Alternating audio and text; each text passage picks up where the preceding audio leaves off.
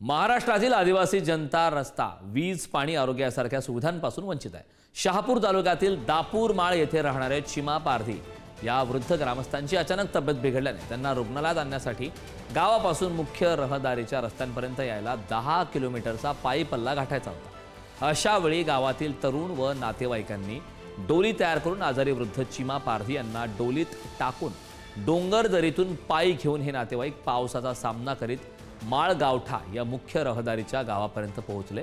वृद्ध व्यक्तीला दाखल त्या ठिकाणी करण्यात आलं। शहापूर तालुक्यातील अजनुब ग्रामपंचायत कार्यक्षेत्रात असलेल्या सावरकुट पाड्यात जाण्यासाठी रस्ताच त्या ठिकाणी नसल्याने गावातील नागरिकांवर दवाखाना, बाजारहाटसाठी 8 ते 10 किलोमीटर पायी चालून डोंगर चढ उतार करीत कसारा किंवा खर्डी बाजारपेठ ते गाठतात। सध्या पावसाळा असल्याने या पाड्यात पोहोचणे सुद्धा अशक्य होते।